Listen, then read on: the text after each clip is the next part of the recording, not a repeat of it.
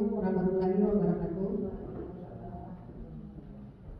Yang saya hormati Bapak Ibu wali kelas, juga yang saya hormati yang terhormat Bapak siswaan dan guru penggerak. Alhamdulillah hari ini kita bisa berkumpul di ruangan ini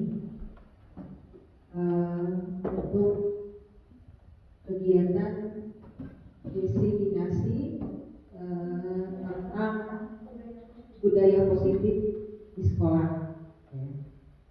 Jadi ini adalah salah satu kegiatan yang dilaksanakan di dalam program guru penggerak. Jadi Bu Ainun ini adalah calon guru penggerak di sekolah kita. Harapannya nanti umurnya akan datang lebih banyak lagi guru-guru yang akan bisa mengikuti program guru penggerak ini. Alhamdulillah hari ini kita bisa bertemu di ruangan ini. Mudah-mudahan nanti kawan-kawan yang lain segera masuk.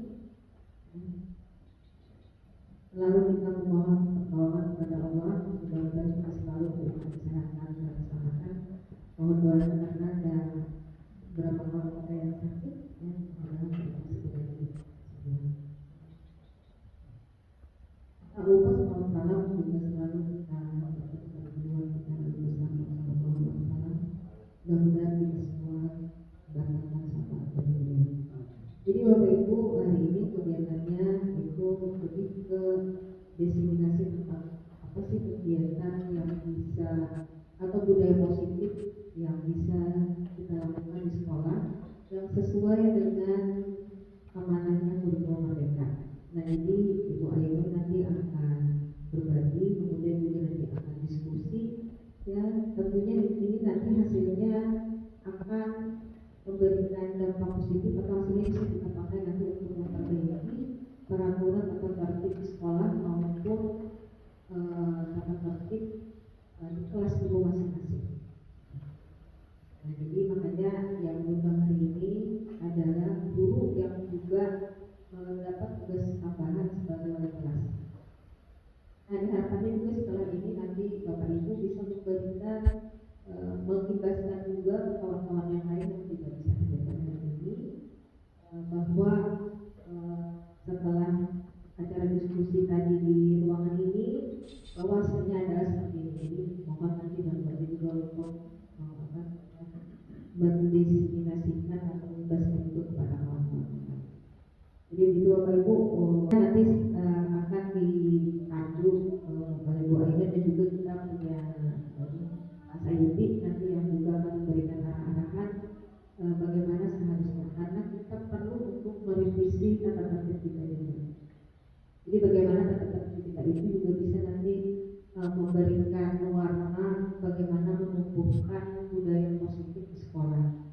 Jadi semua tata tertib itu tidak jadinya nanti akan bertentangan dengan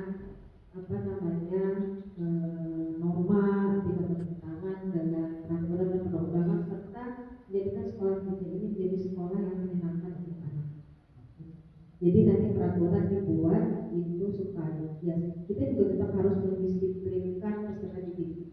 Kita juga harus memberikan punishment untuk mereka, tapi bentuk punishment seperti apa yang itu yang bisa membuat anak itu tidak merasa terintimidasi, tidak merasa menjadi korban, tetapi kita berusaha untuk membantu mereka menyelesaikan masalah mereka. Ya, misalnya kayak mereka terlambat kan, tentu kita kalau kemarin itu kita kasih poin. Sebenarnya bukan poinnya itu, tetapi bagaimana kita membantu mereka supaya tidak terlambat lagi, itu seperti apa. Ya, di dalam peraturan itu menurut amanahnya kurikulum merdeka, kita harus membantu anak itu menyelesaikan persoalannya. Jadi kita harus sebagai wali kelas atau guru yang mata pelajarannya sering anaknya terlambat, kita gali informasi apa penyebab dia terlambat. Kemudian minta dia untuk menyelesaikan, kalau seperti ini kamu harus seperti apa. Jadi bukan kita yang kamu harus gini-gini, tidak. Ajak mereka yang mencari solusi. Kalau mereka misalnya bangunnya lambat misalnya, maka dia yang harus bisa menyelesaikan. Kita memberikan arahan, jadi di coaching istilahnya.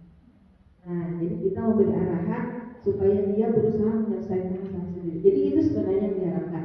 Jadi ketika ada pelanggaran di dalam pembelajaran, atau tertib, diharapkan guru itu bukan orang yang menjadi anak memberikan hukuman tanpa memberikan solusi.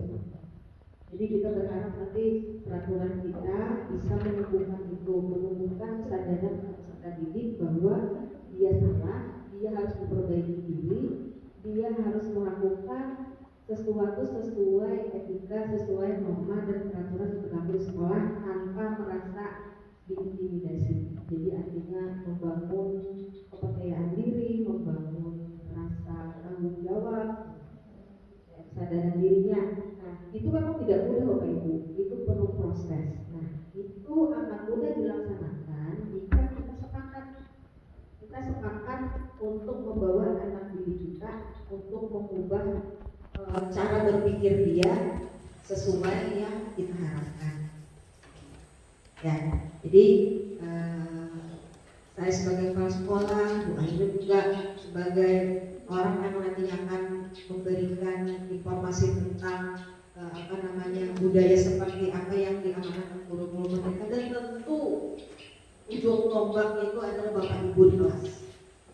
Ujung tombaknya itu Bapak Ibu di kelas. Kepala sekolah itu memberikan kebijakan, memberikan arah, ya. Nah, Bapak Ibu yang akan mengeksekusinya di lapangan. Nah, mudah-mudahan ini bisa berjalan dengan lancar. Nanti kita akan ada komunitas belajar Bapak Ibu juga. Jadi nanti mudah-mudahan di komunitas itu kita bisa saling sharing juga. Dan mudah-mudahan nanti kita akan bisa melakukan pertemuan ini rutin, gitu ya, entah berapa sebulan itu berapa kali atau per seminggu sekali, nanti kita lihat, karena kita perlu untuk memantau perubahan-perubahan yang terjadi. Gitu. Kita perlu monitoring dan evaluasi juga. Jadi begitu Bapak Ibu, silakan untuk mengikuti kegiatan ini. Terima kasih juga untuk Bapak Ibu yang sudah meluangkan waktu untuk hari ini. Jadi kegiatan ini ucapkan Bismillahirrahmanirrahim, bisa dimulai. Bismillah. Demikian kata pengantar dari saya. Nanti akan diteruskan didampingi dengan Pak Sayuti dan juga Bu Ainun. Nanti silakan teman-teman juga dibantu. Mudah-mudahan diskusinya berjalan dengan lancar. Ya, demikian. Assalamualaikum warahmatullahi wabarakatuh.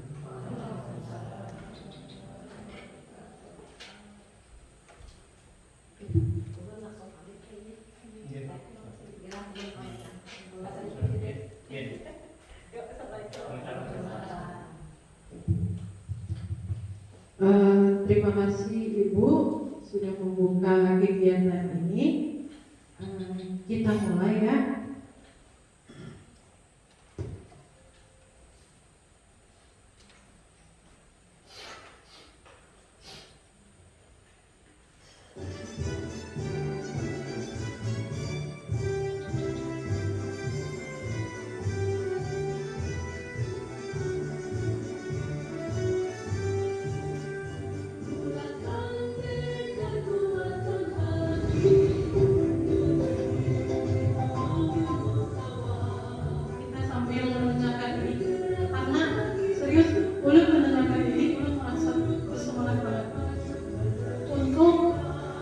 Murid-murid kita agar kita memberikan pembelajaran yang berpihak pada murid. Dengan mendengarkan ini, ulun bersemangat. Semoga Bapak Ibu juga demikian saat mendengarkannya. Ulun. Ulun dari apa?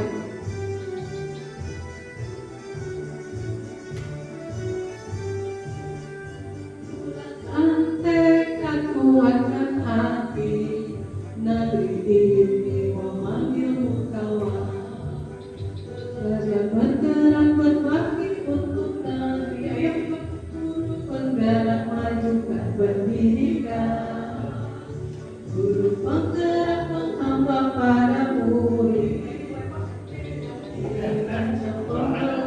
Belajar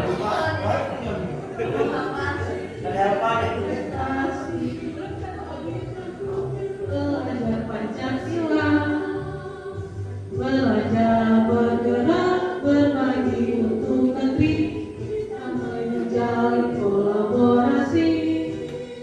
Belajar bergerak berbagi untuk negeri, demi bakti pada Ibu Pertiwi.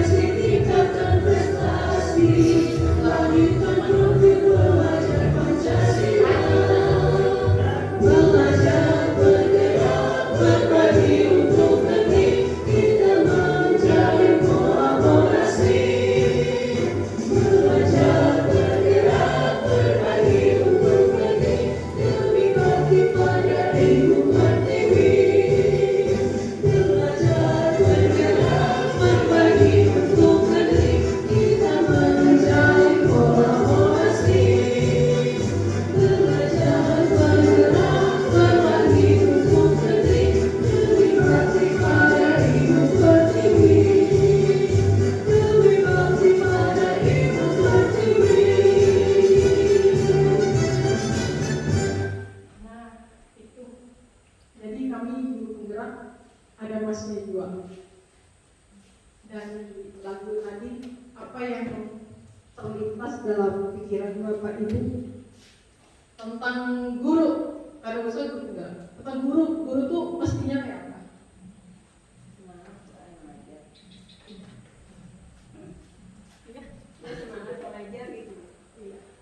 Semangat mengajar, kemudian kolaborasinya. Kita perlu kolaborasi untuk memajukan pendidikan.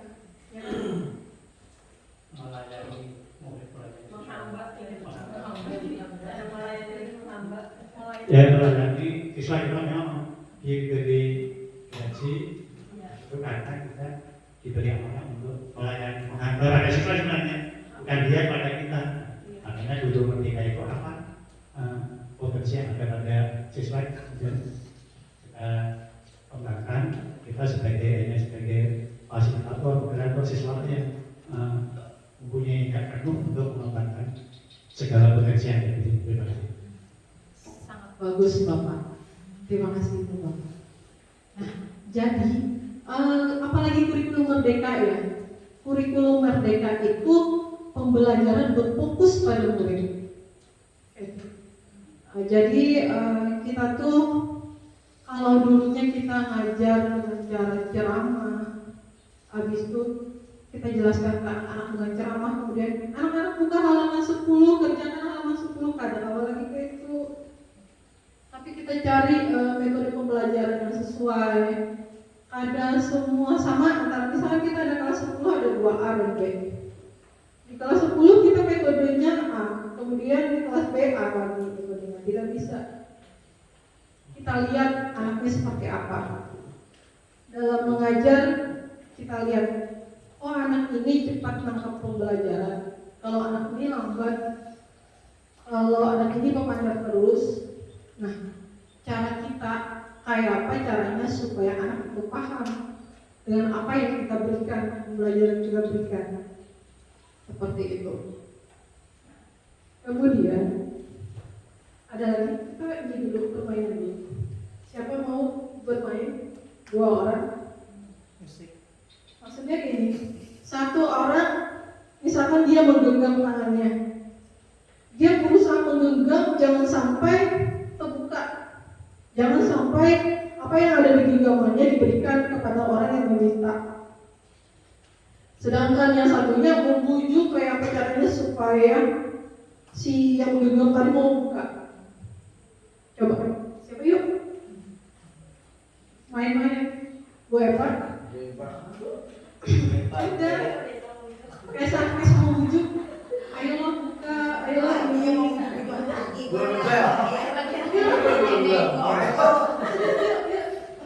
Nanti ada pelajaran yang dapat kamu dari itu kali.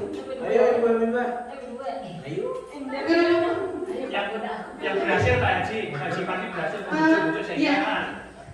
Ibu apa? Bu Meli menggenggam tangannya, kayak sama menggenggam apa terserah. Pak Ipan mencoba membujuk Ibu Meli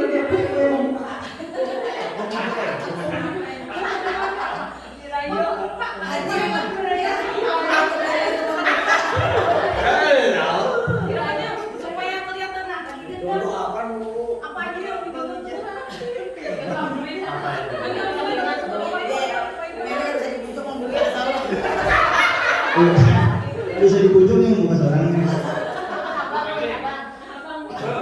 Yang dibuka tangannya bukan jamnya Mas. Ini gua maksudnya lu pada tahu kan apa yang dibujuk? Ipan kada tahu apa yang dibilang menyatakan Bu Meli, tapi Ipan kemudian mau Kemudian angkol itu tahu, sama nggak tahu gitu kan? mau melihat apa tuh? Ipan juga mau mintanya atau kayak apa? Terserah. Kebuka. Mati di tangan kananmu, kalau racun tangan kirimu. Di sini. Mati tangan racun. Oh iya. Dia bisa bujuk ya, nih. Doakan dulu biar kan. Assalamualaikum.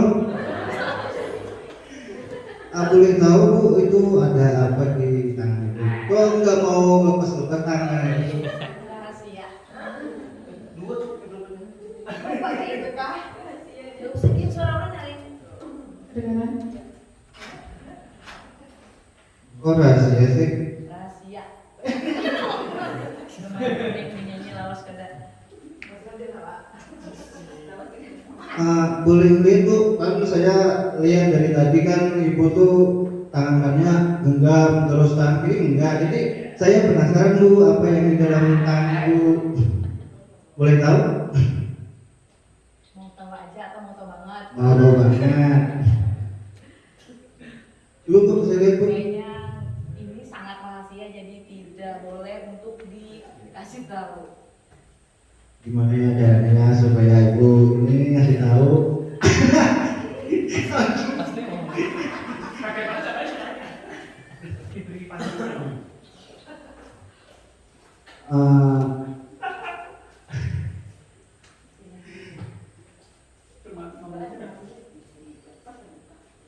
Buka Bu. Wah, ini biru. Ini kalau Ibu misalnya mau melihatkan di dalam tangan itu, ya saya akan beri hadiah. Mau tahu hadiahnya, mau tahu banget. Hadiahnya apa dulu? Hadiahnya rahasia juga. Kalau Ibu kasihkan lihat, saya kasihkan lihat juga hadiahnya. Nah, gimana? Kayaknya hadiah itu tidak sebanding dengan apa yang saya sembunyikan. Kalau misalnya sebanding, Intinya tidak bisa untuk dibuka karena ini suatu amanah, kan amanah itu harus kita jaga. jadi kalau misalnya berupa apapun hadiahnya atau ini itu nggak bisa juga dibuka. Ya jadi kalau misalnya nggak bisa dibuka juga Bu, jadi saya akan nyerah aja. Kalau kan misalnya hadiah apa ini itu nggak bisa juga Ibu buka, perlihatkan dalam aku, gimana saya malah lagi. Jadi nggak boleh menyerah gimana? Sudah berupa hadiah ini itu nggak mungkin juga dibuka, nggak sebanding katanya Ibu. Jadi nggak bisa Bu. Jadi Pak Ipan tidak berhasil melayani Bu Meli. Silakan duduk Pak Ipan. Masih pelan ayo. Jadi seperti ini ya. Nah, itu kalau Bapak Ibu tadi melihat, rekan-rekan sekalian melihat kayak apa tindakan tindakan si Pak Ipan membujuk Ibu Meli itu seperti apa? Dengan iming-iming hadiah kan, tapi Ibu Meli tetap teguh. Dia tidak mau memperlihatkan apa yang ada di genggamannya. Nah, seperti itulah kalau kita ke siswa. Kita ke siswa di kelas ya. Anak-anak diam. Anak-anak jangan rambutnya jangan panjang untuk laki-laki. Sedangkan yang mengontrol dirinya sendiri kayak Ibu Meli tadi, yang mengontrol dirinya sendiri kan diri Ibu Meli juga kan. Ibu Meli tidak mau membukakan genggaman tangannya kan Ibu Meli juga, walaupun dibujuk oleh Pak Ipan. Sama dengan murid, walaupun kita kayak apa caranya membujuk siswa-siswa diam ya, kadang-kadang mesti pada pulang, ya kan? Nah, jadi kita sebagai guru tuh kita tidak bisa mengontrol siswa. Jadi kayak apa caranya supaya kita bisa mengontrol siswa? Supaya siswa itu punya kesadaran sendiri untuk melakukan sesuatu yang baik, nilai-nilai kebajikannya. Nah, kayak apa kita sebagai guru memposisikan kita kayak apa? Kayak itu. Kan selama ini kita punya peraturan sekolah dan di kelas apa ada peraturan kelas? Kesepakatan kelas ada. Nah, bagus. Ibu Erna sudah punya kesepakatan kelas. Jadi kesepakatan kelasnya dibuat dengan siswa. Oh iya bagus. Nah, itu memang seperti itu. Nah, ada contohnya. Kemudian kita selanjutnya. Kita balik ke sini dulu. Jadi hari ini destinasi budaya positif. Di sini kita punya visi SMK Negeri 1 Barabai menjadikan sekolah anak kejuruan yang cerdas di tahun 2025. Kenapa saya tampilkan visi dan misi ini? Karena ada hubungannya dengan budaya positif. Nah, di misi SMK itu ada tentang membina menumbuhkan kultur budaya sekolah yang religius, budi pekerti luhur dan berakhlak mulia, meningkatkan kualitas sumber daya manusia, bergotong royong kreatif bernalar kritis, menciptakan suasana pembelajaran yang aktif, kreatif, inovatif, bermutu dan menyenangkan. Ini sangat berhubungan dengan budaya positif. Nah ini Ki Hajar Dewantara, Bapak Pendidikan Nasional kita, kurang kelihatan ya? Mengungkapkan bahwa pendidikan itu bertujuan memberikan tuntunan pada siswa agar mereka mencapai kebahagiaan dan bertumbuh menjadi individu yang berkarakter, mandiri dan sesuai dengan kodrat tumbuh kembangnya sebagai seorang anak. Jadi maksud dari filosofi itu, kita sebagai guru ini hanya bisa menuntun anak untuk sesuai kodrat tumbuh kembangnya anak, sesuai dengan minat bakatnya anak.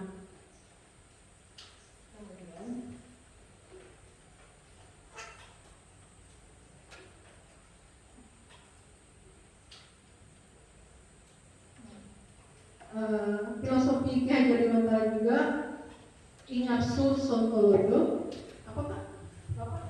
Ingarso Sontoloyo, Engmagyo Manungkarso dan Muri Handayani. Di depan seorang guru mungkin itu harus bisa memberi teladan yang baik, di tengah-tengah bisa memberikan motivasi, kemudian di belakang itu mengarahkan, mengarahkan yang lebih baik. Ya kurang lebih seperti itulah. Jadi kita sebagai guru kita menuntun, memotivasi, mendorong anak-anak untuk melakukan hal yang baik sesuai dengan profil pelajar Pancasila. Ada yang ingat profil pelajar Pancasila kita apa aja? Dalam gotong royong ya. Kebinekaan juga. Ya. Terus religius ya beriman dan bertakwa. Berakhlak mulia.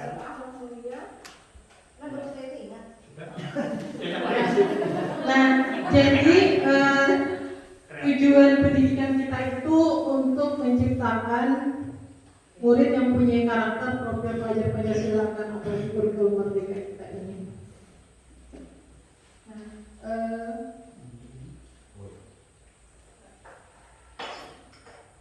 belum kalau textbook kayak ini ada berkembang ya? Dari itu aja. Jadi budaya positif itu kayak gini. Kita kayak apa caranya membuat di sekolah itu kebiasaan-kebiasaan itu timbul dari kesadaran disiplin itu dari kesadaran siswa sendiri, kesadaran dari warga sekolah sendiri. Kita juga termasuk warga sekolah. Kita melakukan hal yang baik di sekolahan itu harusnya berasal dari kesadaran kita sendiri, motivasi dari dalam. Seperti itu. Motivasi itu kan ada dua, motivasi dari luar dan motivasi dari dalam. Eksternal dan internal. Eksternal dan internal, betul Bapak. Eksternal. Kalau dari dalam itu kan motivasi dari pemahaman kita. Kalau dari luar itu mungkin karena dari bujukan atau dari peraturan mengharuskan seperti itu, maka kita turuti sama siswa. Kalau ada peraturan sekolah seperti itu, ya sudah dia turuti.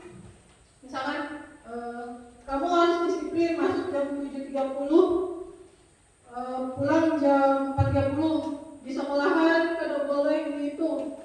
Mungkin ini di sekolah aja seperti itu karena di sekolah ada peraturan. Tapi kalau sudah di luar sekolahan, dia tetap berbuat seperti apa dia, seperti itu. Nah, di sini kita bagaimana untuk membudayakan budaya positif supaya motivasi untuk melakukan hal yang baik itu berasal dari dalam dirinya, dari kesadaran dirinya sendiri.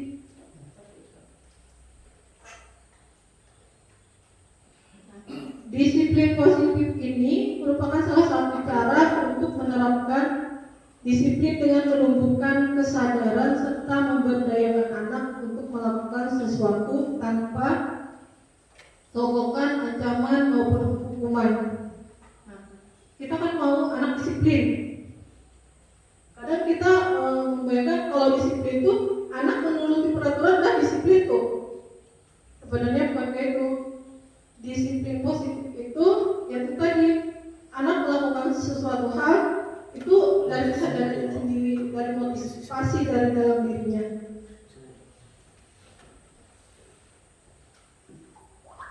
Kemudian, nah, tentang keyakinan kelas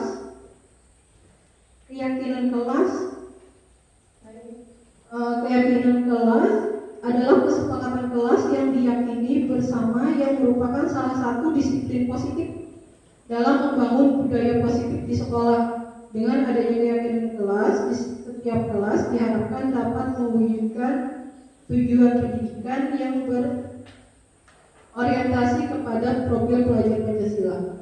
Jadi untuk membudayakan budaya positif dan disiplin positif tadi, salah satunya kita di kelas membuat kesepakatan kelas.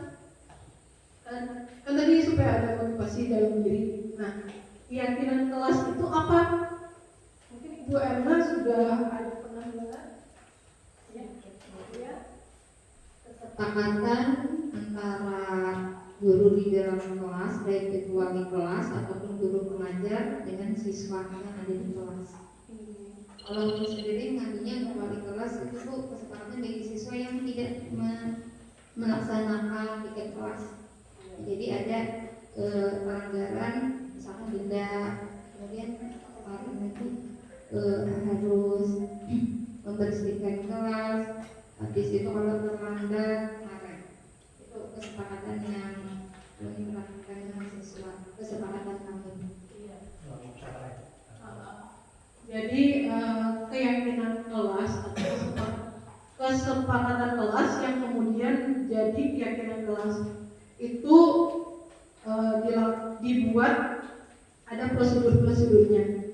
Jadi mulai dari mempersilahkan warga sekolah atau kita di kelas, murid kita di kelas untuk berpikir pendapat tentang peraturan yang perlu, kemudian mencatat semua masukan. Ini teorinya ya, tapi secara praktiknya ini kita dengan siswa di kelas kita sampaikan kita di sini akan membuat keyakinan kelas, kesepakatan kelas.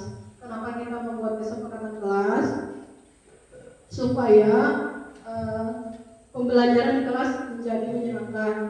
Nah, anak-anak sekalian, kalian mau di kelas kita itu seperti apa? Gitu, ditanyain supaya pembelajaran menyenangkan. Terus kata anak-anak mungkin disiplin. Gitu. Di kelas jangan membuang sampah sembarangan, saling menghormati antar teman, saling bekerja sama, tolong menolong seperti itu. Nah, itulah keyakinan-keyakinan kelas. Seperti itu. Dengan kita membuat keyakinan kelas yang disepakati oleh siswa, maka siswa menjadi sadar, oh kalau di kelas perlu disiplin, maka dia disiplin. Di kelas harus saling tolong menolong, harus saling menghargai. Maka anak sendiri menyadarinya. Gitu. Apakah ada pertanyaan di sini dulu? Atau kurang mengerti tentang keyakinan kelas? Jadi keyakinan kelas itu ada dalam bentuk kayak kalimat peraturan. Dilarang membuang sampah, satu keyakinan kelasnya. Misalnya, yang kedua tidak boleh bertengkar, tidak boleh apa. Nah, keyakinan kelas itu kada boleh pakai kalimat negatif, harus pakai kalimat positif. Jadi saling menghargai, saling tolong menolong, dan itu nilai-nilai kebajikan itu didapat dari siswa sendiri. Jadi sebelum kita membuat keyakinan kelas itu kita bagi kertas ke masing-masing siswa. Nah, siswa kita sampaikan kalian mau apa di kelas? Gitu. Jadi siswa satu aja nilai kebajikan yang harus ditulis siswa. Misalkan si A nulisnya saling menghargai, si B apa, terus ditempel di papan tulis, dikumpulkan semuanya. Kemudian kita koreksi bersama-sama. Kalau ada yang sama kita kumpulkan jadi satu, seperti itu. Kemudian kalau sudah misalkan ada 6, ada beberapa, baru kita sampaikan. Nah, anak-anak kita sudah mempunyai keyakinan kelas, kesepakatan kelas ada 6, misalkan ada saling menghargai, ada disiplin, ada jujur, ada macam-macam kan. Nah, apa kalian sepakat untuk nilai-nilai kebajikan tadi dijadikan kesepakatan kelas di kelas kita? Gitu. Kalau mereka sepakat, maka dibuatlah penandatanganan kesepakatan kelas seperti itu. Tapi sebelum penandatanganan kesepakatan kelas, ditanyai dulu siswanya, kalian mau sesama teman saling menghargai? Mau? Apakah penting saling menghargai? Gitu. Jadi jangan mereka penting, jadikanlah satu. Gitu.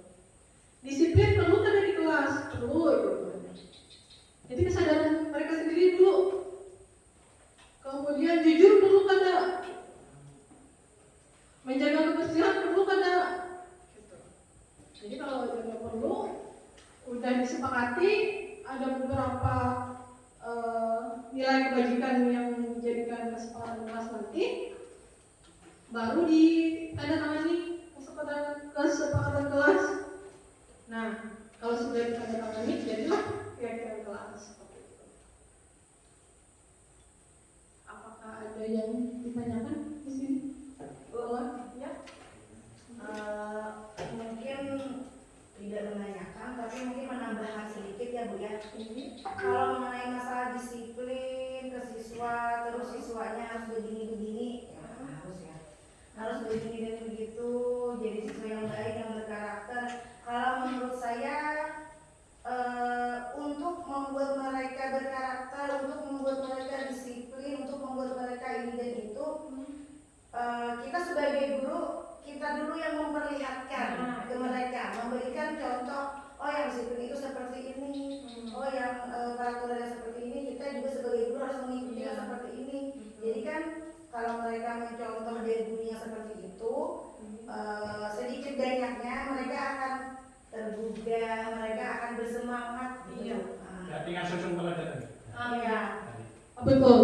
Nah, selain kita memberikan pemahaman ke siswa tadi dengan mereka sendiri memikirkan bahwa kesepakatan itu penting, nilai-nilai kebajikan itu penting, kemudian disepakati, kita juga mencontohkan ke siswa nilai-nilai kebajikan tadi, karena nilai kebajikan yang disepakati di kelas itu kan cuma siswa yang menjalankan, kita sebagai guru juga menjalankan, seperti itu.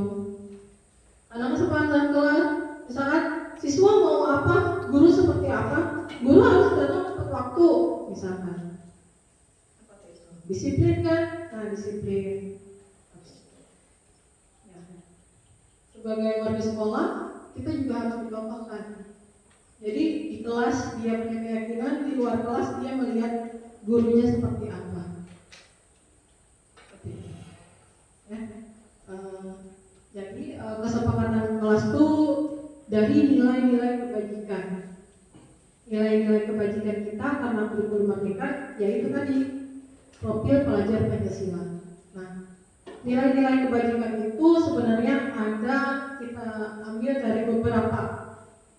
Di sini dari profil pelajar Pancasila ada 6: beriman bertakwa kepada Tuhan Yang Maha Esa dan berakhlak mulia, mandiri, bernalar kritis, kebinekaan, bergotong royong dan kreatif. Kemudian dari nilai kebajikan yang lain ada tentang integritas, mandiri, menghargai, dan komitmen, banyak. Ya. Nah, kita lihat anak tentang kebutuhan dasar manusia. Anak itu melakukan melanggar peraturan atau berbuat yang tidak sesuai di kelas atau di luar kelas di dalam sekolah, itu pasti ada alasannya. Dia ingin memenuhi kebutuhan dia, kebutuhan dasar manusia itu. Jadi kita sebagai guru harus tahu kebutuhan dasar manusia supaya kita bisa mengerti dengan murid. Karena kan tadi kita melakukan pembelajaran berpihak pada murid. Jadi kita harus tahu kebutuhan mereka itu apa sebenarnya, supaya kita bisa menemani siswa tadi. 5 kebutuhan dasar manusia. Kebutuhan untuk bertahan hidup. Kebutuhan untuk bertahan hidup itu biasanya tentang makan, minum, ya Pak ya. Nah, mungkin anak terkonsentrasinya belum makan sarapan. Mungkin siangnya terkonsentrasi dia lapar, ya kan? Nah, jadi si guru harus mengerti itu. Kemudian kasih sayang dan rasa diterima. Kebutuhan manusia tuh karya terima murid, kita juga kebutuhan kasih sayang. Jadi intinya berulah di kelas mungkin kayak orang cari perhatian. Nah, itu sebenarnya dia hendak memenuhi kebutuhan dasarnya yang kita sayangi. Kemudian rasa diterima. Kemudian kebutuhan akan kebebasan.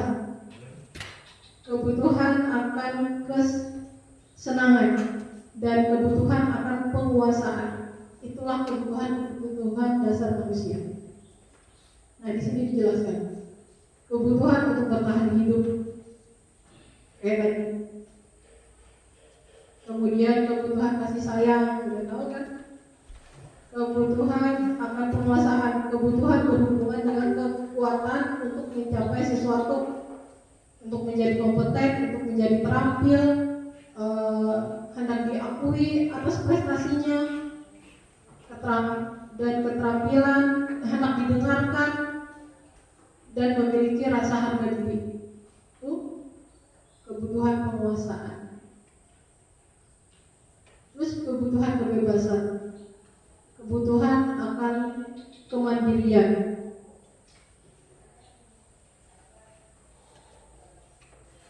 Kemudian kebutuhan akan kesenangan. Dunia berkualitas. Dunia berkualitas ini setiap manusia, tidak cuma murid, kita punya dunia berkualitas kita. Dunia berkualitas itu maksudnya impian kita, angan-angan kita tentang hal yang sempurna. Aku hendak kalau sempurna tuh hendak kalau belajar maunya yang menyenangkan, maunya guru tuh kayak ini, maunya macam-macam lah. Maunya yang sempurna. Setiap manusia pasti ada. Nah, jadi kita sebagai guru berusaha menanamkan nilai-nilai kebajikan supaya nilai-nilai kebajikan itu ada di dalam dunia berkualitas tuannya. Murid tadi itu jangan anak-anak tuh di dalam dunia berkualitasnya tuh tidak ada nilai-nilai kebajikan. Nah, itu maksudnya dunia berkualitas, dan kita sebagai guru harus bisa menanamkan nilai-nilai kebajikan tadi. Ya. Nah, ini tadi tugasnya guru tadi. Sekarang udah tampilkan salah satu video ini.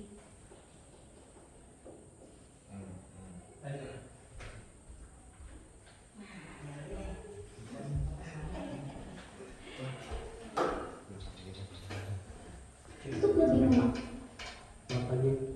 Nah, ini tentang lima posisi kontrol kita sebagai guru.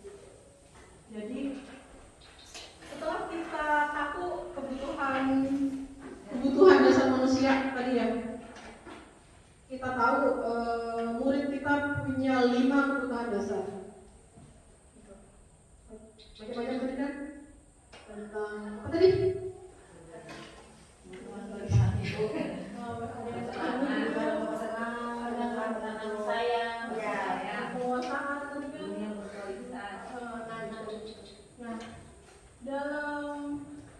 Dalam menangani siswa, di dalam kita menangani siswa yang bermasalah, posisi kita sebagai guru itu di sini disampaikan ada 5 posisi kontrol guru. Kita kebiasaan kalau anak terlambat, kita biasanya apa? Terlambat masuk kelas. Berdiri waktu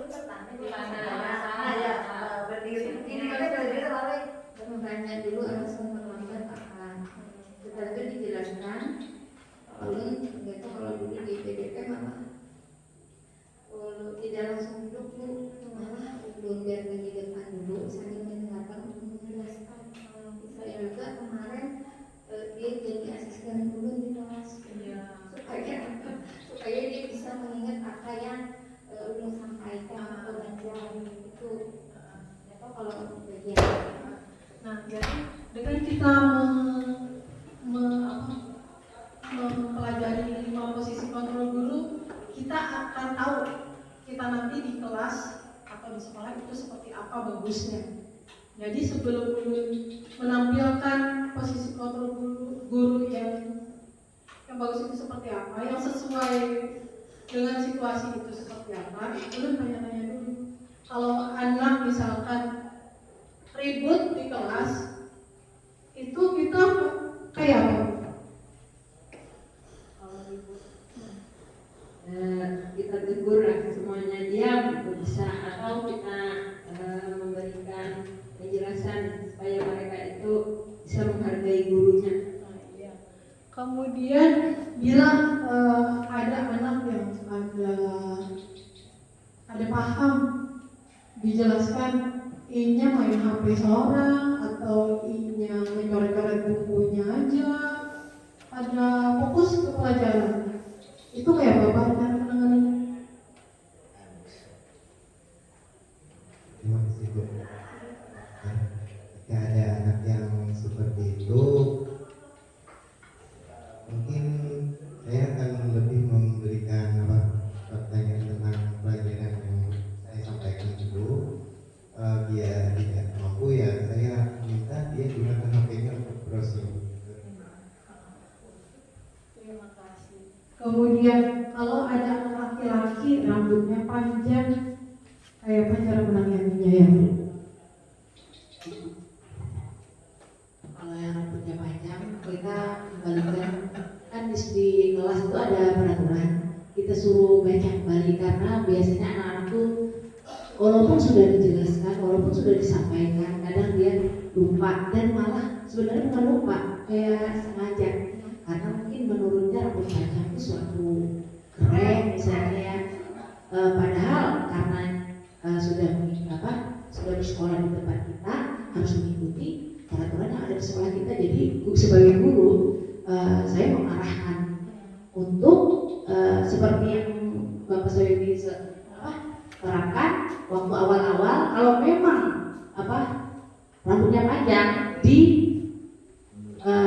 disuruh atau dicatat namanya, kemudian diberi kesempatan untuk keluar memotong rambutnya dan setelah selesai kembali ke sekolah untuk mengikuti pelajaran kembali. Terima kasih. Kemudian kalau ada siswa yang tidak mau mengikuti sholat berjamaah perempuan, tapi sebenarnya tidak ada halangan, cuma tidak mau, itu seperti apa menanganinya?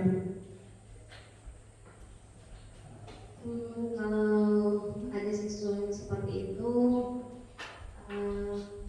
mungkin bisa disuruh kembali sholat, tapi mungkin sesudah jadwal yang sholat berjamaah mungkin agak terlambat dari yang lain. Ya, di luar jadwal sholat berjamaahnya. Apakah ada permasalahan-permasalahan lain yang pernah Bapak Ibu alami dengan siswa? Terus bagaimana cara Ibu menanganinya, Bapak Ibu? Apakah Ibu pernah menangani siswa bermasalah, masalahnya apa? Terus bagaimana cara Bapak Ibu menanganinya? Bapak Asep ya? Asep paling banyak masalah.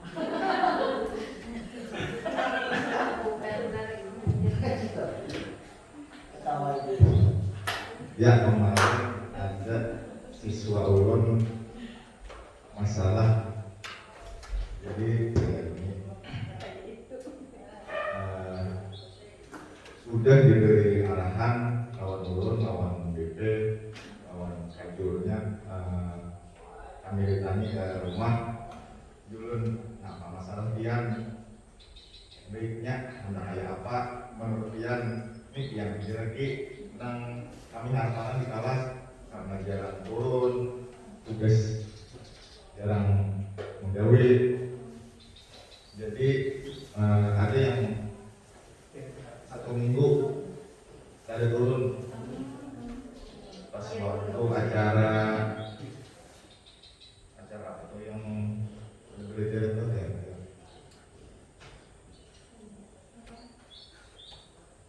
Terima tuh ya turun mantan dari depan gue. Jadi kasihan dulu kalau dia di rumah ini sedang 2 kali kan dia nggak naik. Jadi kami beri arahan 2 kali ke rumah, habis itu ada masalah kan dia turun di kelas, kita sama-sama belajar, sama-sama membangun kelas yang harmonis dulu ya Pak. Menurut dia tetap saja orangnya diam 2 jam, 1 jam, 2 jam hampir memberi arahan tetap diam. Ini kayak apa cara mana dia itu? Kalau Bapak sendiri tadi dengan cara memandirinya ya Pak? Kita kumpulkan dulu ya.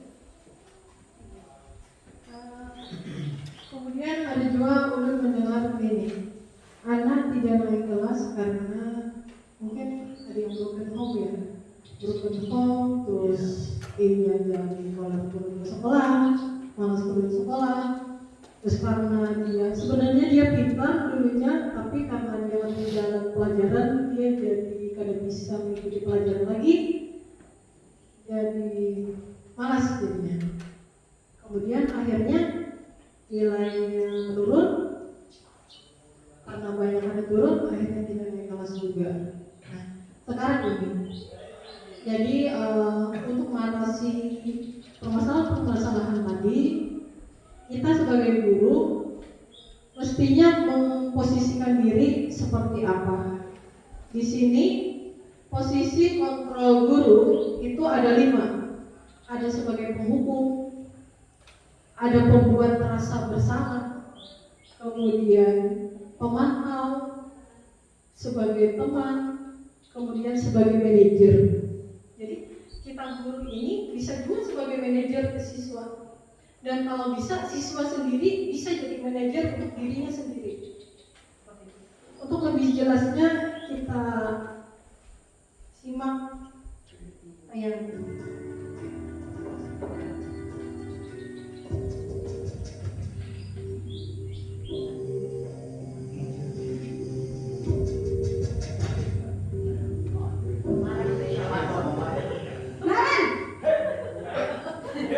Sini kamu. Selalu terlambat. Kamu deh pasti terlambat. Maaf Bu, saya Apa? Apa coba? Alasan kamu apa lagi? Kapan sih kamu tidak terlambat? Malas sekali ya kamu jadi anak. saya Dasar pemalas. Gak kapok-kapok sih kamu. Sudah berapa kali terlambat? Sana, kamu keliling lapangan basket 2 kali. kenapa saya harus keliling lapangan basket Bu? Kenapa? Kamu melawan ibu. Berani-beraninya jawab. Sudah terlambat, masih berani jawab pula. Sekarang, keliling lapangan basket 5 kali sekalian. Biar kapok. Cepat. Pergi sana ke lapangan basket. Posisi penghukum biasanya berbicara dengan nada tinggi, menghardik, menunjuk-nunjuk, menyakiti, dan menyindir.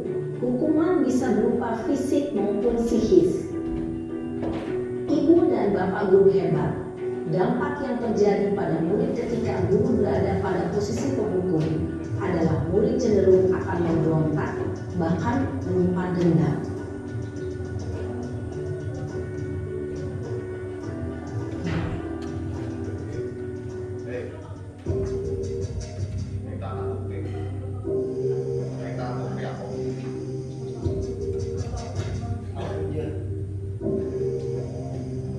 Naren,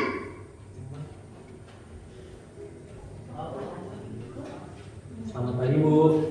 Naren. Kamu kenapa terlambat lagi, nak? Ya Tuhan, Naren. Kamu senang ya bikin ibu susah ya? Kalau kamu terlambat lagi, nanti ibu yang ditegur bapak kepala sekolah, nak. Disangka ibu tidak bisa membina kamu. Duh, gimana ini? Maaf Bu, Duh, Gusti Naren. Kamu suka ya kalau ibu ditegur bapak kepala sekolah?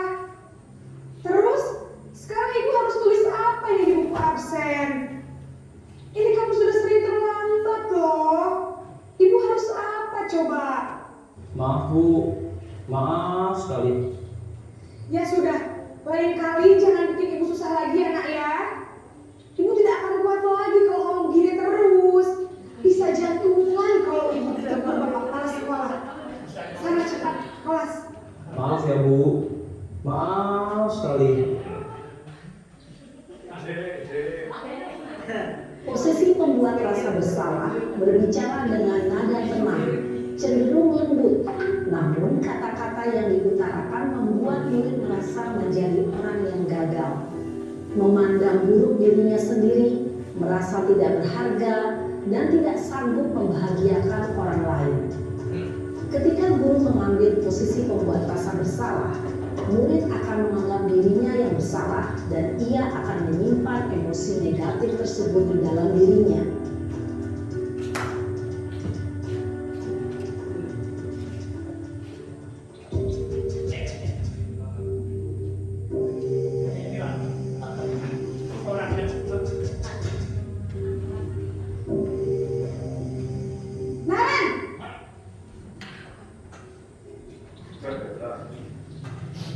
Selamat pagi Bu.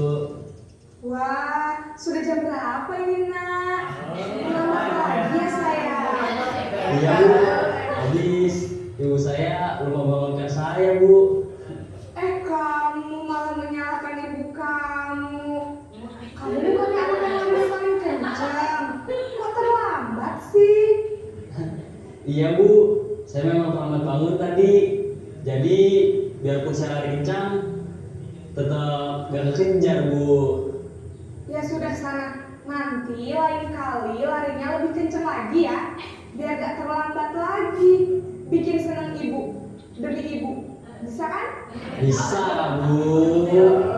Ya sudah sana masuk kelas. Ibu beresin urusan absen kamu. Kamu ini ada-ada saja. Dalam sesi teman, guru berbicara dengan nada suara ramah, akrab, cenderung bersenda gurau untuk menjaga suasana tetap santai. Murid akan merasa senang, aman, dan akrab dengan guru. Identitas yang tercipta adalah identitas sukses atau berhasil. Namun, perlu diingat, karena ini masih dorongan eksternal, maka ada faktor ketergantungan dari murid kepada orang tertentu. Di sini guru absennya, sehingga di lain waktu murid bisa berperilaku baik, namun hanya kepada orang-orang tertentu saja.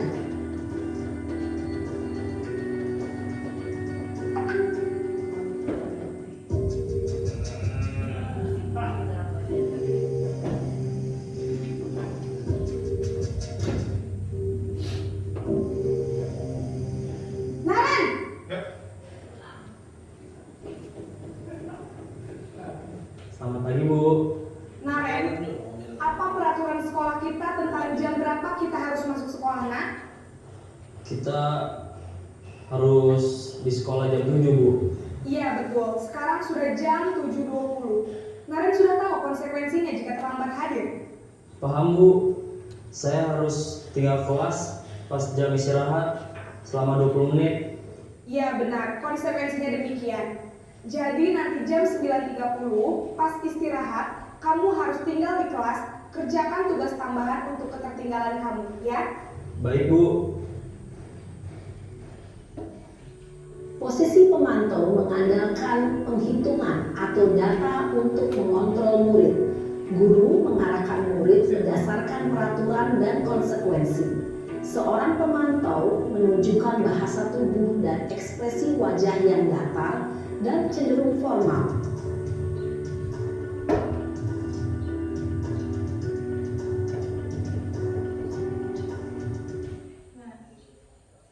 Di sini di posisi manajer sini, coba kita perhatikan ya.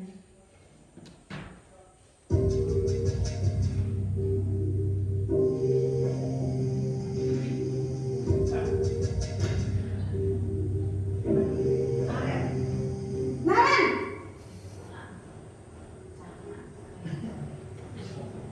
Selamat pagi Bu. Selamat pagi Naren.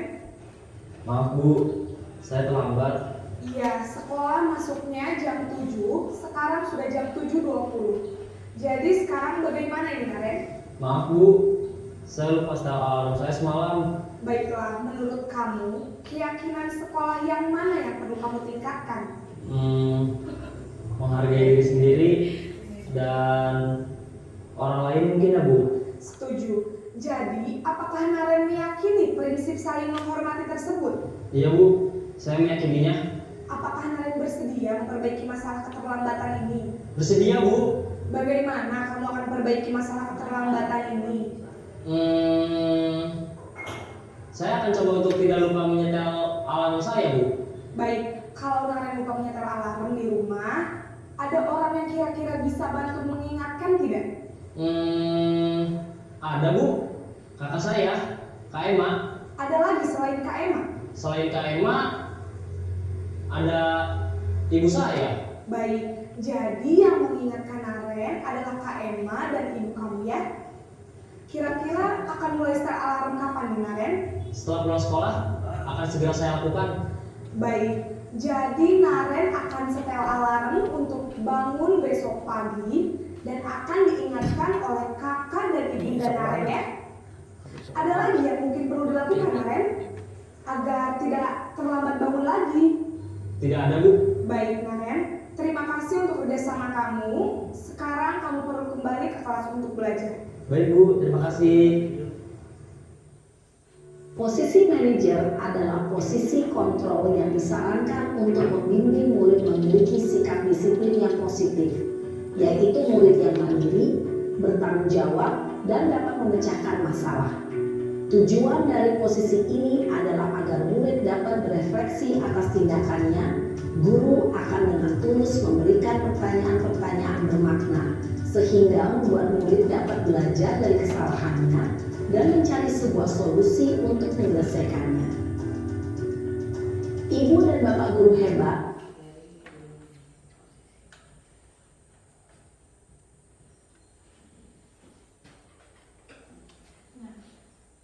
dari 5 posisi kontrol guru dan sudah dicontohkan tadi. Jadi yang kalau tentang terlambat tadi bagusnya seperti apa ya Bapak? Kita mau posisikan. Jadi bagusnya itu dalam mengatasi permasalahan-permasalahan siswa. Kita jangan jadi penghukum, malah anak-anak takut ingin melakukan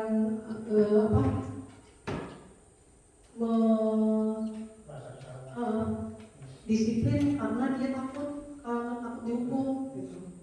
Jadi kita jangan memposisikan diri sebagai penghukum ataupun olah rasa bersalah gitu.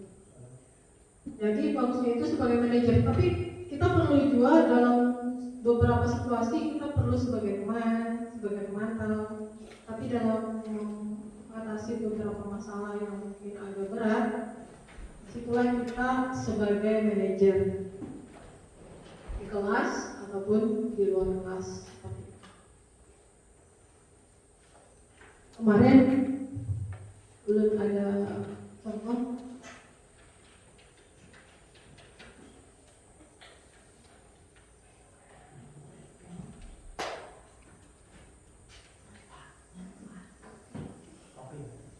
Ulun ada sudah membuat keyakinan kelas di kelas 12 AKL, kemudian membuat mengatasi masalah siswa di dokter.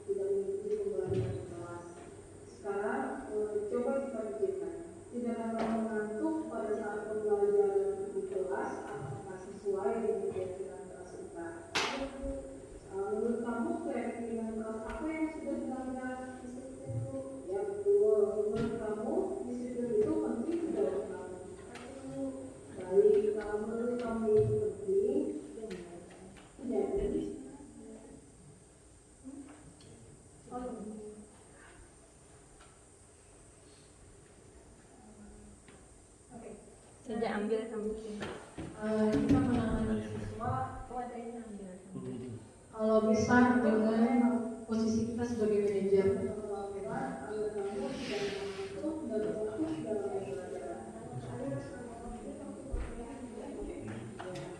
Kamu bersedia untuk memperbaiki masalah ini? Apa yang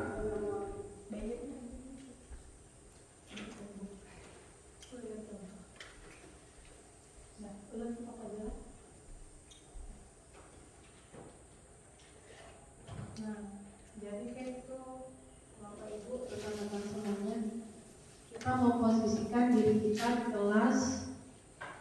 Ada 5 posisi kontrol tadi, kalau bisa kita pakai yang manajer. Jangan kita menghukum atau membuat anak merasa bersalah, karena kita apalagi kurikulum Merdeka ini kan berfokus pada siswa, pembelajaran berfokus pada siswa. Agar apa? Dengan kita memposisikan diri kita sebagai manajer, anak jadi bisa memecahkan masalahnya sendiri. Akhirnya dia yakin, oh kalau tidak fokus itu pada baik, pada disiplin itu pada baik. Jadi harusnya seperti apa? Ini sadar sendiri akhirnya. Gitu. Bisa memanage sendiri. Bisa mengatasi permasalahan yang ada yang dia alami gitu. Mengajari anak untuk berpikir sendiri dengan kita kan sebagai guru menuntun anak tadi, tumbuh kembangnya anak sampai kita arahkan gitu tadi. Ada yang mau ditanyakan? Ya.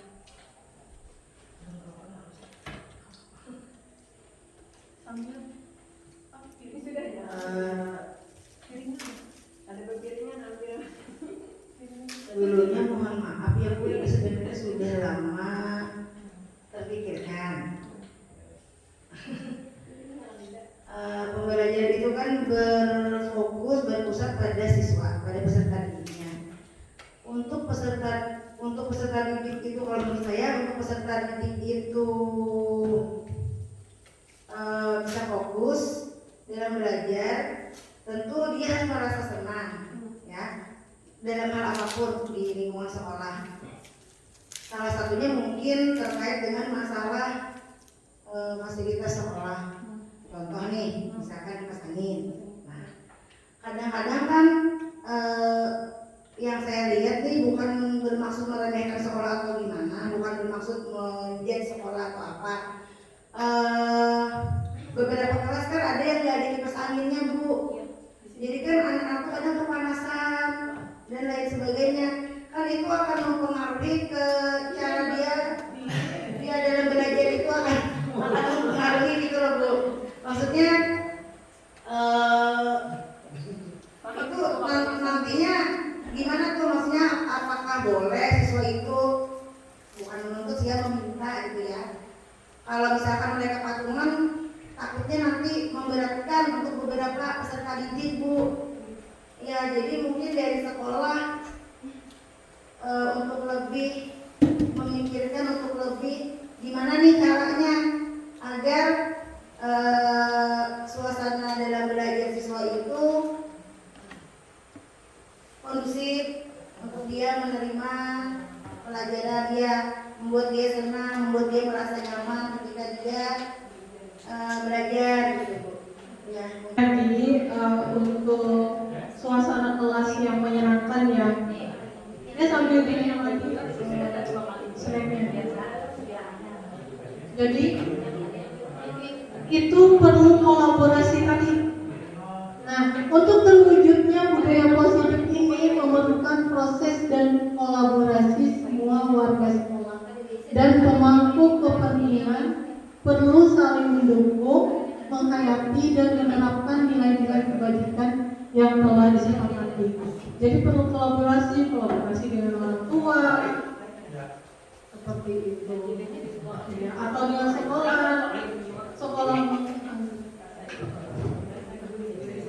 Nah, seperti itulah. Kalau dulu memang suasananya nyaman karena ruangan kita masih sedikit dan banyak pohon-pohon, banyak angin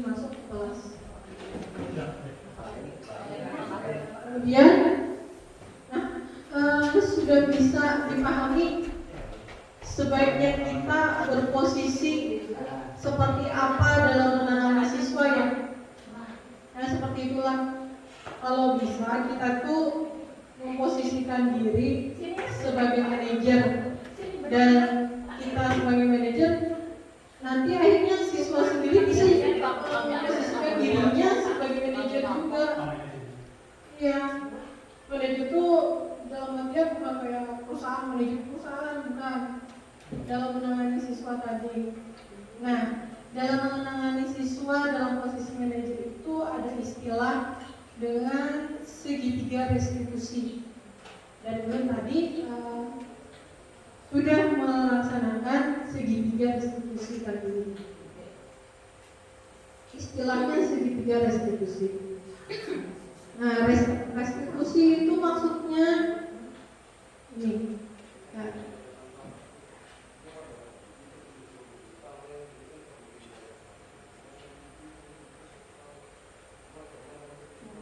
restitusi merupakan proses kolaborasi guru dan murid yang mengajarkan murid untuk mencari solusi untuk masalah mereka. Jadi guru dan murid berkolaborasi untuk mencari solusi dari permasalahan mereka. Nah, ini 5 posisi kontrol guru tadi. Kemudian, nah ini segitiga restitusi. Segitiga restitusi istilahnya merupakan proses untuk menciptakan kondisi bagi murid untuk memperbaiki kesalahan mereka, sehingga mereka bisa kembali pada kelompok mereka dengan karakter yang lebih kuat. Jadi kalau kita memposisikan diri sebagai manajer tadi, anak menjadi bisa memecahkan masalahnya sendiri. Oh, aku ada salah ini. Oh, harusnya aku kayak ini supaya untuk kedepannya aku ada buat kesalahan lagi. Nah, seperti itu. Itulah tujuan dari kita sebagai manajer tadi. Kalau apa dalam menerapkan segitiga restitusi, menstabilkan identitas. Ini distabilkan dulu identitas. Validasi tindakan yang salah, kemudian menanyakan keyakinan. Kayak cara kita menanyakan keyakinan, kita membuat keyakinan kelas dulu, ya.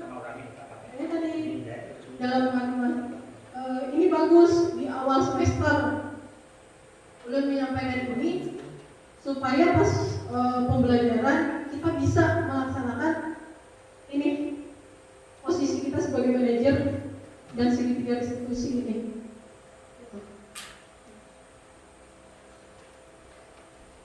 Nah, ini contoh dan pelaksanaan langkah-langkah ini, contohnya di sini.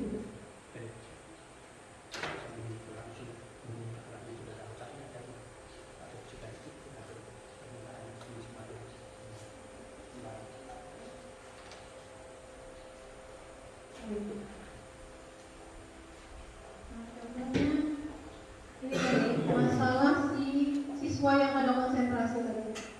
Jahra belakangan ini sering merasa mengantuk saat pembelajaran berlangsung, sehingga ia tidak fokus.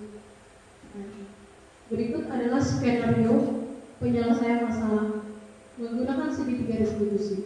Jadi, waktu menstabilkan identitas ini, jadi jangan langsung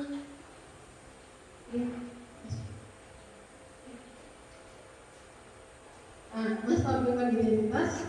Jahra, tadi ibu perhatikan saat belajar kamu tidak fokus ya. Habis itu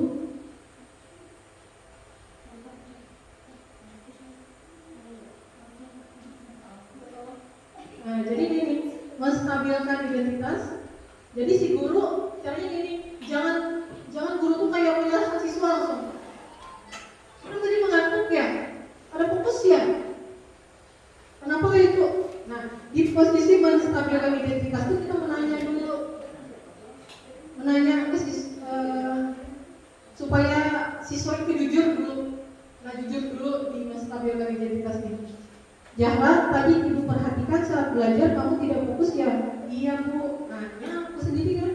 Iya bu, saya tidak fokus. Kenapa tidak fokus? Tanyai dulu. Gitu.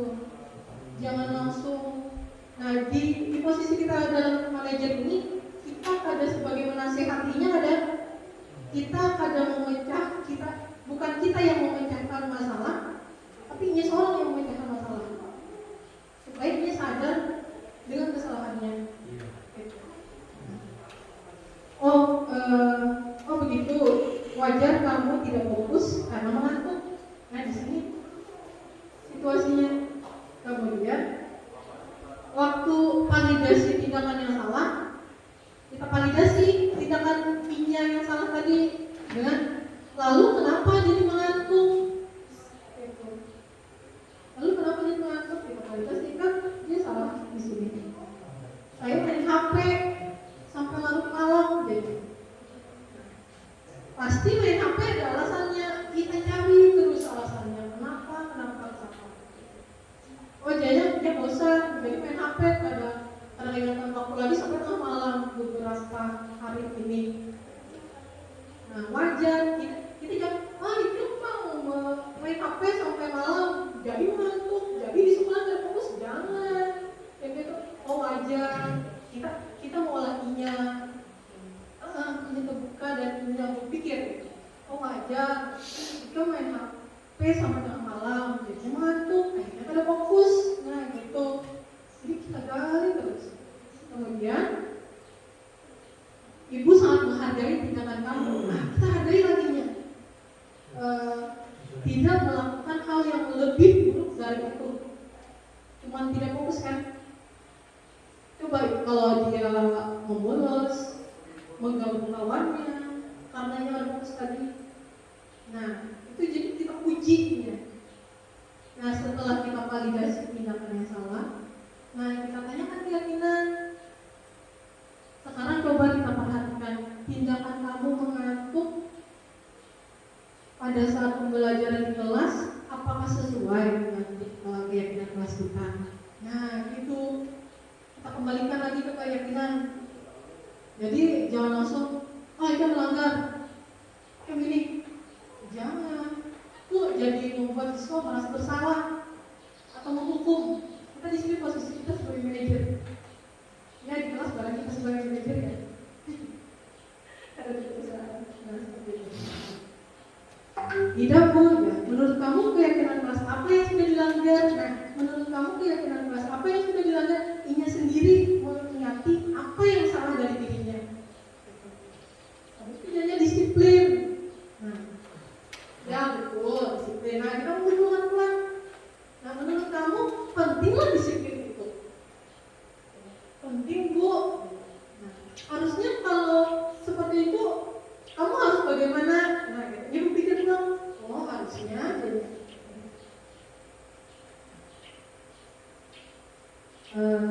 baik menurut kamu itu penting tidak kayak gitu.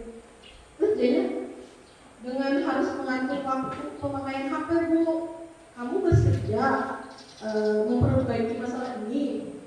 Nah, kita tanyakan lagi, dia tahu masalahnya, dia tahu harusnya kayak apa. Bersedia tidak dia berubah? Dia bersedia Bu. Apa yang akan kamu lakukan untuk memperbaiki masalah ini? Saya akan tidur lebih awal dan mengurangi pemakaian HP saat malam hari. Nah, kemudian tepat sekali, kita pujinya bilang tepat sekali tindakan kamu. Tetap semangat ya. Sekarang balik ke kelas. Nah, seperti itu mestinya kita sebagai guru. Tapi untuk seperti itu kita harus kembali lagi ke filosofi Ki Hajar Dewantara, bahwa kita sebagai guru itu tidak cuma mengajar tapi mendidik jiwa. Mendidik itu menuntun anak untuk mencapai tujuannya, memiliki profil pelajar Pancasila. Sebagai guru kita menghamba pada guru, bukan menghamba itu bukan. Tapi kita pembelajaran kita berfokus pada murid. Kayak apa caranya murid di kelas belajar jadi menyenangkan. Kalau menyenangkan, apapun yang kita berikan, ilmu, keterampilan, pengetahuan akan mudah kita tangkap seperti itu. Ya. Tapi memang awal-awal memang sulit kita memposisikan diri kita seperti itu. Tapi kita coba bergerak, coba untuk lebih fokus ke siswa, menemani siswa. agar pembelajaran jadi menyenangkan. Jadi tujuan kita sebagai guru mengajar di kelas agar siswa paham apa yang kita ajarkan tercapai. Jadi, nah kemudian sampai sini dulu. Memang itu kan tadi termasuk budaya positif ya. Budaya positif itu memang perlu waktu, perlu proses. Kadang awal langsung, misalkan hari ini kita mau berposisi sebagai manajer, esok hari anak berubah mungkin belum, tapi tetap kita usahakan terus. Tapi untuk kita sebagai posisi kita sebagai manajer itu kita pulang, mau ada kita kan, mau ada kita memposisikan diri kita sebagai manajer, karena tadi guru menurut filosofi Ki Nurantara dan menurut kurikulum Merdeka kita memberikan pembelajaran berfokus pada murid, mau pada murid. Kita sebagai guru kan kita ngajar awal bulan kita dapat gaji kan kita udah dapat tuh. Nah seperti itu. Sekarang tugas kita ya tadi ada cuma ngajar tapi mendidik juga. Mendidik kayak Ibu Eva tadi kita harus juga memberi contoh ya. Memberi contoh seperti apa yang kata Pak Sayuti tadi, filosofi Ki Hajar Nurantara, kuliah Handayani, ingat susun dulu. Nah itu tadi kurikulum Merdeka. Ada yang ditanyakan? Jadi kayaknya ya kalau kita bersikap seperti itu sebagai manajer tadi, dalam bayangan kita nyaman di sekolahannya kelas. Tapi mungkin ada masalah-masalah lagi, terus kita atasi. Fokus ke siswa, fokus ke kelas. Memang sulit. Ya tadi pulang kebutuhan dasar sebagai manusia tadi ada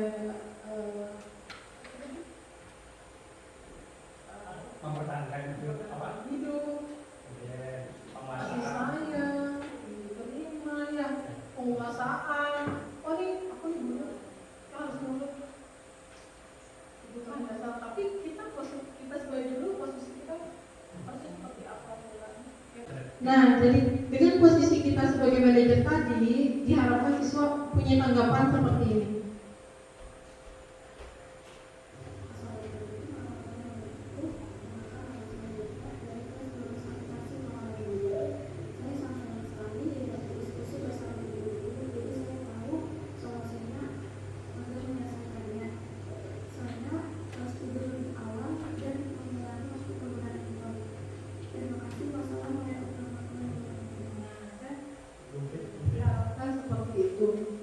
Jadi kalau kita berposisi sebagai manajer, kira-kira permasalahan-permasalahan di waktu kenaikan kelas bisa kurang ya?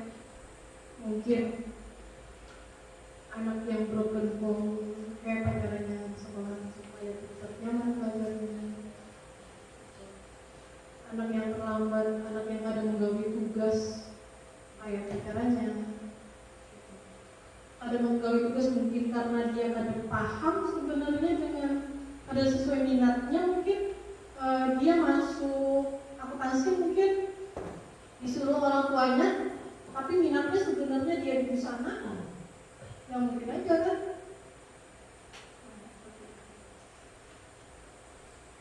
Ada yang ditanyakan?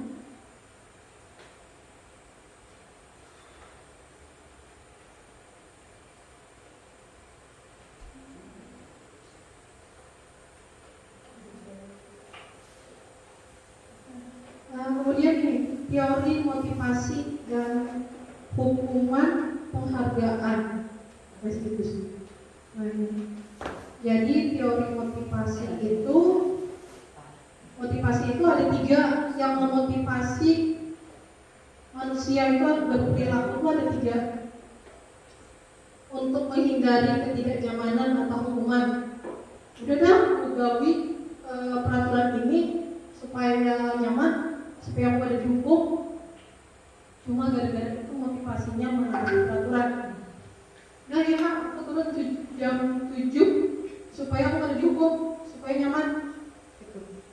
Motivasinya itu artinya motivasi dari mana? Dari luar atau dari dalam? Dari luar kan. Kemudian untuk mendapatkan imbalan penghargaan dari orang lain. Dia memotivasi untuk turun cepat supaya dapat penghargaan, supaya poinnya lebih kurang atau apa. Nah itu kan dari luar juga kan. Nah yang ketiga, untuk menjadi orang yang mereka inginkan, menghargai diri sendiri dengan nilai-nilai yang mereka percayai. Itu dari motivasi dari nilai-nilai sendiri kan. Nah kita maunya dengan budaya positif di sekolah, dengan kita mulai dari keyakinan kelas, tidak cuma keyakinan kelas untuk menciptakan budaya positif, tapi dimulai dari keyakinan kelas, itu diharapkan siswa mempunyai motivasi dari dalam dirinya sendiri untuk lebih baik. Itu. Ya. Karena kan kalau motivasi itu dari dalam, mungkin di sekolah aja dia baik, di luarnya ada lagi, di rumahnya ada lagi, di pergaulannya di luar sekolah ada lagi.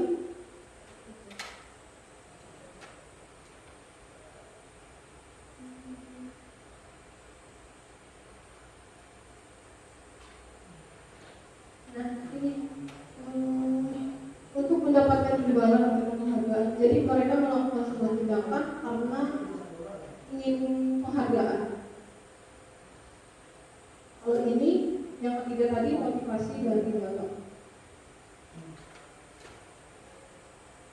Nah jadi tujuan dari disiplin positif menanamkan motivasi yang ketiga yang pernah tadi pada murid-murid kita untuk menjadi orang yang mereka inginkan dan menghargai diri sendiri dengan nilai-nilai yang mereka percayai. Nilai-nilai yang mereka percayai tadi, ya nilai kesepakatan kelas tadi. Itu maksudnya. Kemudian, nah hukuman itu bersifat tidak berencana atau tiba-tiba, satu arah dari pihak guru. Kayak tadi kan posisi guru sebagai penghukum, ada aturan suruh keliling. Kan gurunya tadi yang menyuruh 2 kali, ibu 5 kali. Itu hukuman, ya kan? Konsekuensi itu aturannya sudah dibuat. Gitu. Kemudian penghargaan. Nah, penghargaan adalah suatu yang menyenangkan, yang dijadikan hadiah bagi anak yang berprestasi baik dalam belajar ataupun sikap perilaku. Reward, ya. Secara ideal, tindakan belajar itu sendiri adalah penghargaan sebenarnya. Itu adalah penghargaan sesungguhnya. Tindakan kita belajar, tindakan belajar itu sendiri adalah penghargaan. Kan kita belajar dari masalah ya. Kemudian menurut pendapat Alpi ini, nah, beliau mengungkapkan penghargaan maupun hukuman adalah cara-cara mengontrol perilaku seseorang yang menghancurkan potensi untuk pembelajaran yang sesungguhnya. Nah, jangan orang ini perlu hanya tahu juga nih bahwa penghargaan itu menghancurkan potensi untuk pembelajaran yang sesungguhnya.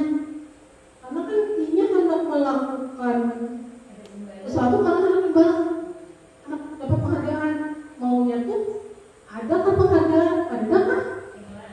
Ini memang hendak belajar gitu.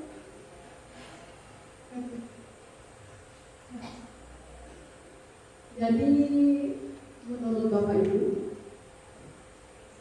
peraturan kita di sekolah, di kelas lah, jangan di sekolah. Peraturan kita di kelas ini perlu ada membuat keyakinan kelas. Kita membuat keyakinan kelas itu perlu kan?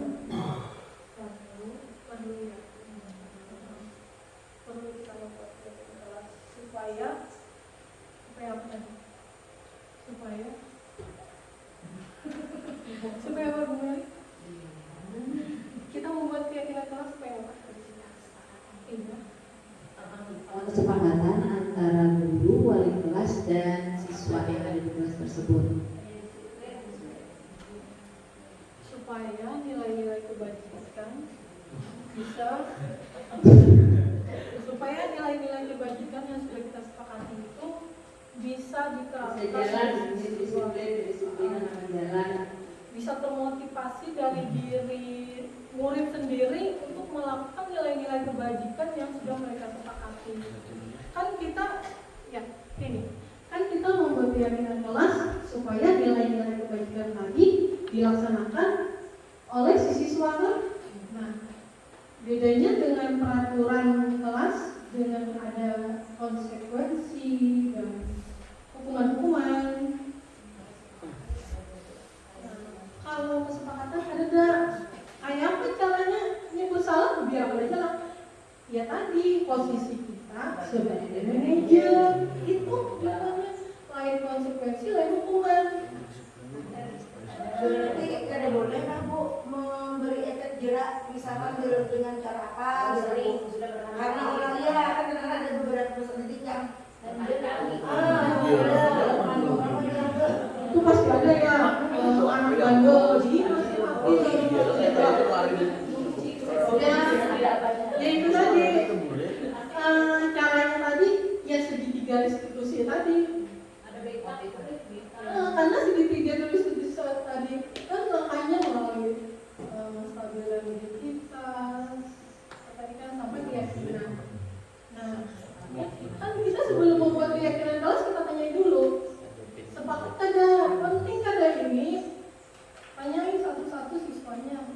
Karena ulun kemarin saya membuat kesepakatan kelas. Saya kemarin itu membuat kesepakatan kelas karena kan harusnya apa yang mereka inginkan. Sedangkan ulun kemarin semuanya harus ada dua ini.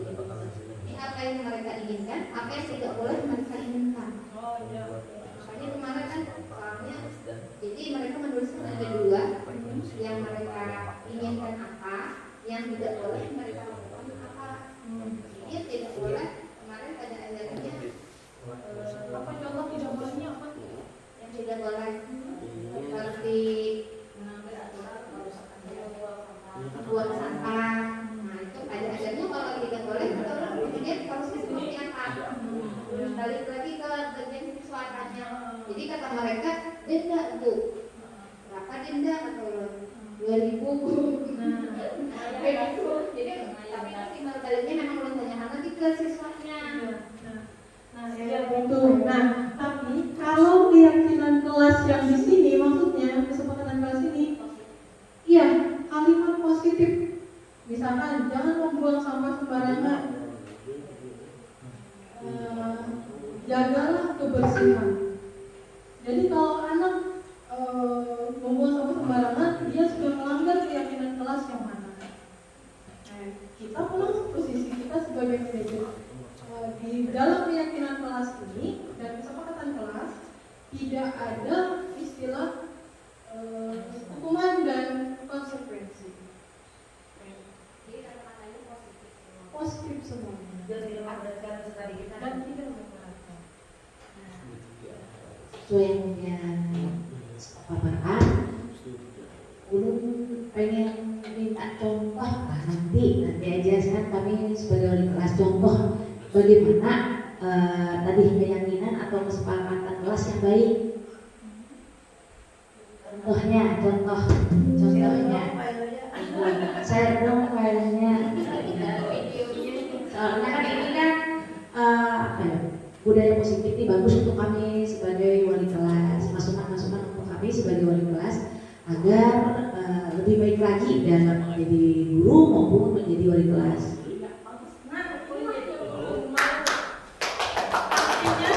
Tujuan dulu tercapai dari ungkapan Ibu Meli tercapai. Oke. Lu bicarakan apa tadi? Jadi ini kita paparkan dulu ke siswa nanti nilai-nilai kebajikan. Yang jelas nilai-nilai kebajikan itu karena kita kurikulum merdeka, kita sampaikanlah profil pelajar Pancasila, ya kan? beriman, bertakwa, dan bisa juga kita sampaikan nilai-nilai kebajikan dari yang lain. Misalkan nih, toleransi, rasa hormat, mandiri, kerjasama, kan tidak ada tuh di profil belajar Pancasila. Nanti ulun share ya. Kemudian setelah siswa tahu nilai-nilai kebajikan, kita jelaskanlah pentingnya keyakinan kelas itu untuk apa? Keyakinan kelas agar siswa termotivasi sendiri untuk melakukan nilai-nilai kebajikan tanpa harus dihukum, tanpa ada konsekuensi, dia sadar sendiri dia melakukan kebajikan. Nah, keyakinan kelas itu dibuat ada prosedurnya tadi kan, dimulai dari sini dulu bacakannya. Mempersilahkan warga sekolah atau murid-murid di sekolah atau kelas untuk bercurah pendapat tentang peraturan yang perlu disepakati. Nah, curah pendapat ini bisa dengan kita membagikan kertas, tiap siswa kita berikan kertas, tulis satu nilai kebajikan yang mau kalian yakini di kelas, yang mau supaya kalian dengan teman yang lain bagus, suasana belajar bagus, kalian mau apa? Kalian menghargai, habis itu tanggung jawab, macam-macam kan anak-anak memang menyampaikan. Nah, itu nih di bagian pertama. Kemudian mencatat semua masukan para murid di papan tulis. Nah, ada perlu dicatat lagi karena kita udah membagikan ini dan bahannya ini, kita tempel. Nah, setelah ditempel, kemudian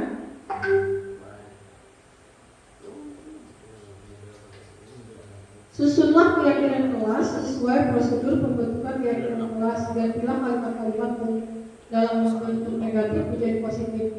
Nah, kalau siswa ada yang menulis, jangan membuang sampah sembarangan, kita ubah, kita bawa ya anak-anak jangan pakai kalimat negatif, kalimat positif aja, gitu. Karena keyakinan kelas itu kalimat positif, gitu.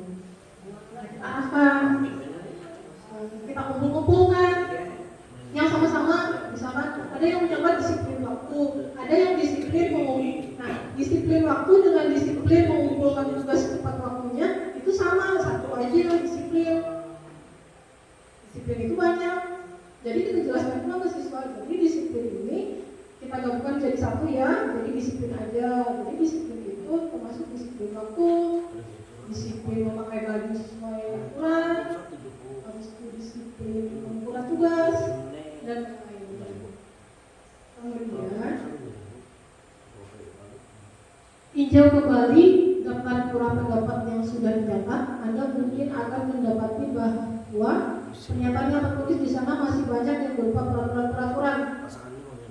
Jadi jangan kalimatnya berbentuk peraturan, tapi bentuknya nilai-nilai kebajikan. Poin-poin aja jadinya. Tanggung jawab.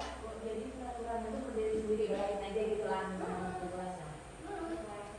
Jadi kesepakatan cuma nilai positif aja, kalau tata tertib lain aja. Tata tertib sekolah. Ini keyakinan kelas untuk di kelas. Mau ya di sekolah itu juga sesuai dengan aturan. Tapi memang kalau di sekolah harus ada kalimat-kalimat yang panjang.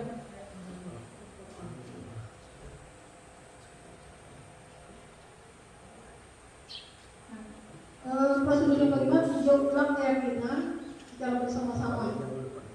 Jadi ditinjau ulang lagi. Nah, anak-anak dari beberapa pendapat kalian, banyak kan sejumlah siswa, kita kumpulkan yang sama-samanya tadi. Kita tinjau ulang. Terus kita sampaikan. Nah, ternyata ada misalkan 6. Kalau menurut kemarin membuat keyakinan kelas dengan kelas 12 KKL, ada 6 keyakinan. Disiplin, jujur, tanggung jawab, saling menghargai. Ada 6. Nah, jadi jangan ini bukan keyakinan yang cuma hari ini kita buat ya, untuk semester depan dan selanjutnya. kelas kita selama ibu ngajar, ataupun bisa kalian terapkan juga dengan guru lain di kelas nanti. Kemudian di sini setelah keyakinan kelas selesai dibuat, itu disetujui dengan menandatangani formal sedikit, dengan menandatangani keyakinan kelas yang disepakati. Keyakinan kelas 12 AKL. Nama ini tanda tangan. Nama tanda tangan, tanda tangan.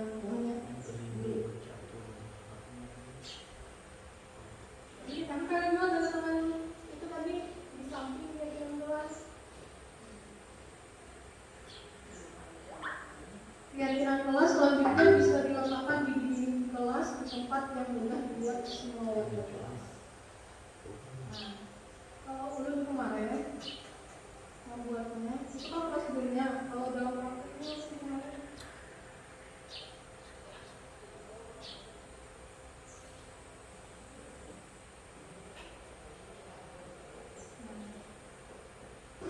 Bismillahirrahmanirrahim. Assalamualaikum warahmatullahi wabarakatuh.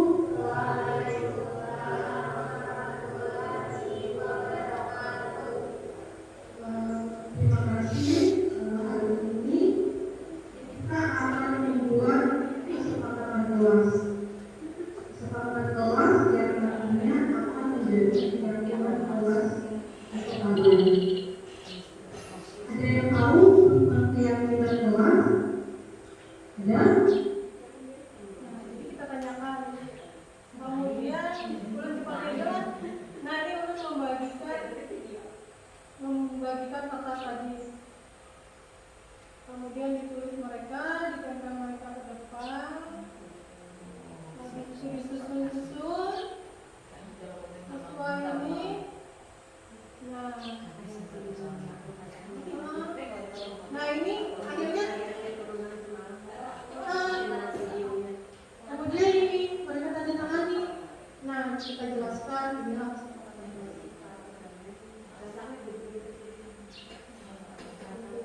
Kita jelaskan perlu kan perlu tidak terlalu kenapa perlu ya skip aja.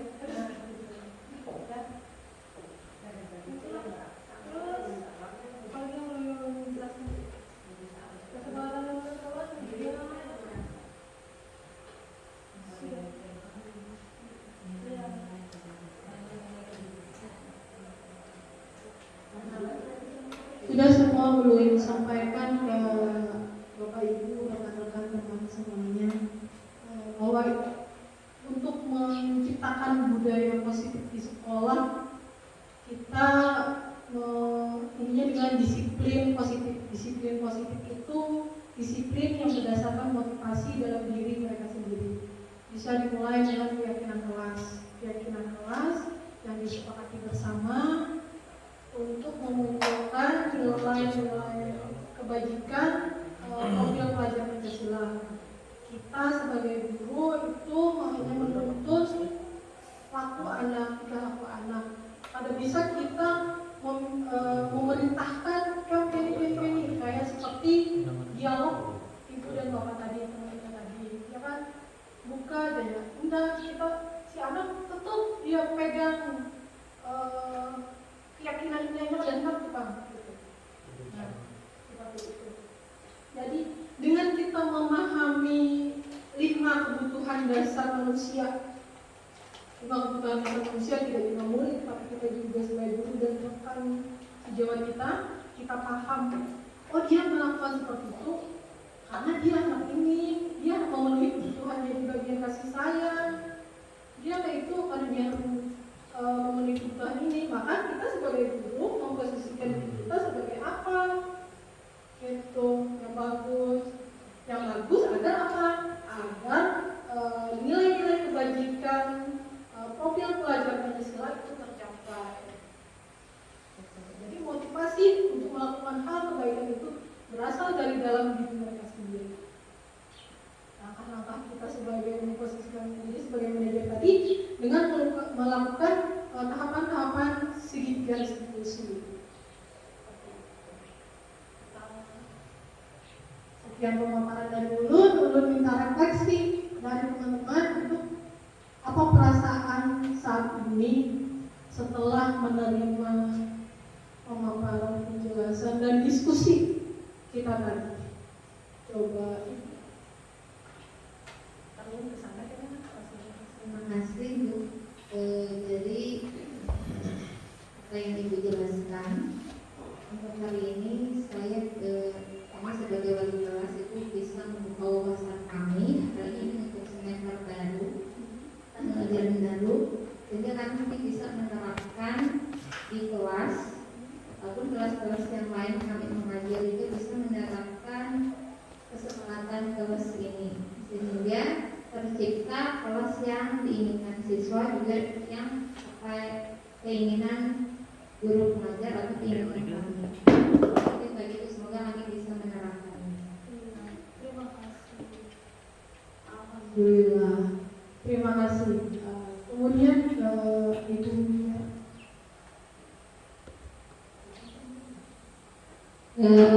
Menurut saya kurang lebih sama dengan Ibu Erna.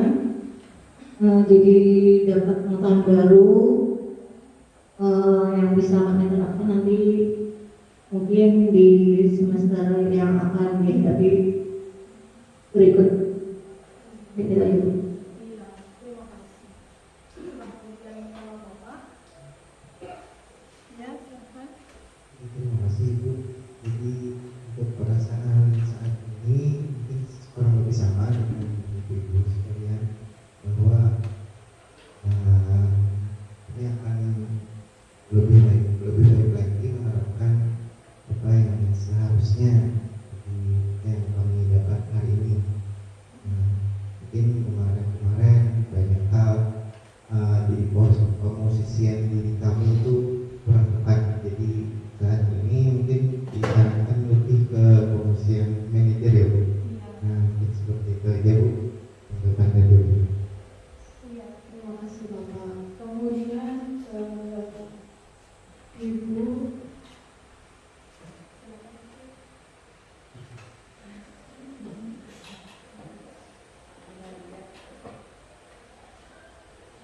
menurut saya juga kurang lebih sama dengan Ibu dan Bapak Lucian. Setelah pemaparan hari ini saya akan membuat keyakinan kelas lebih baik lagi bersama siswa.